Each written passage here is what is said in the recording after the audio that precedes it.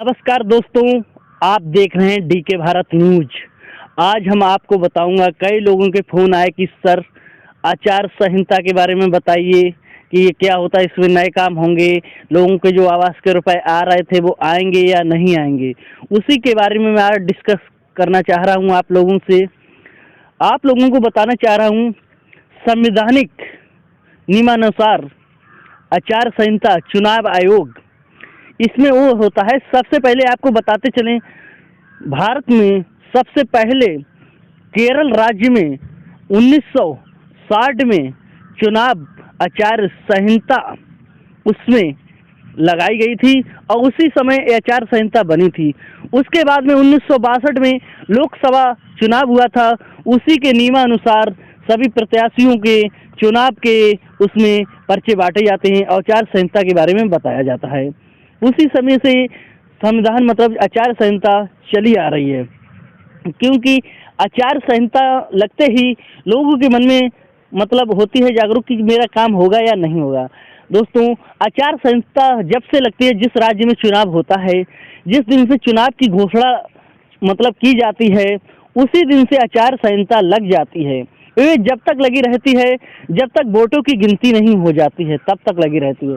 इसमें ये होता है कि आप कोई नया काम नहीं कर सकते हैं, किसी लोकार्पण नहीं कर सकते हैं, शिलान्यास नहीं कर सकते हैं, और कोई भी प्रत्याशी रैली वगैरह नहीं कर सकता है मतलब, और सरकारी मतलब बंगले का, सरकारी गाड़ी का, किसी भी तरीके का ये चुनाव प्रचार में इस्तेमाल नहीं कर सकता है।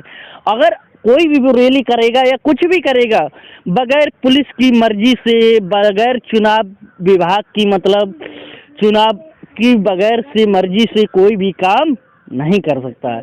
ये होती है आचार संहिता। और आचार संहिता में आप कोई भी जात धर्म का नाम पर वोट नहीं मांग सकते हैं, और जो पहले से काम पेंडिंग में चल रहे होते हैं, जो वो कार्य मतलब होते रहते हैं।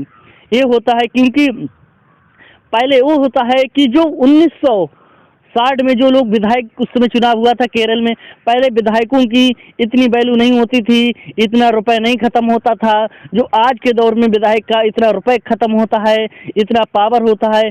आज के ज़माने में एक गांव का छोटा सा वो बीटीसी मेंबर ले लीजिए, प्रधान को छोड़िए, वो भी अपने आप को प्रधानमंत्री समझता है।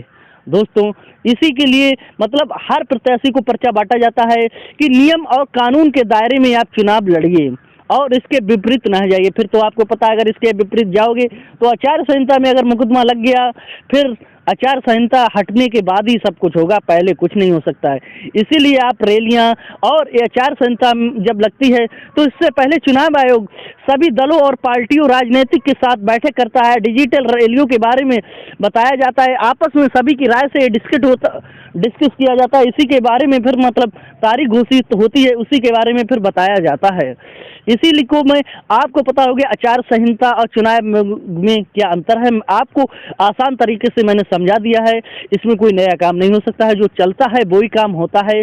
और कोई भी प्रत्याशी, सबको एक एक पर्चा दिया जाता है और उसके बारे में बताया जाता है कि मतलब कैसे सारी डिटेल उस पर लिखी जाती है कि इसका कोई नियम का उल्लंघन नहीं करना चाहिए।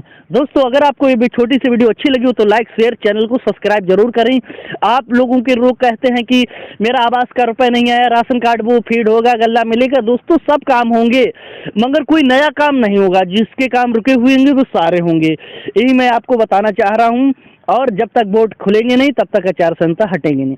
जहाँ जहाँ चुनाव की घोषणा होती है वहाँ वहाँ आचार संहिता लगती है, और जिसमें चुनाव नहीं होता वहाँ नहीं लगती है। दोस्तों, इस वीडियो को लाइक, शेयर, चैनल को सब्सक्राइब करें। धन्यवाद।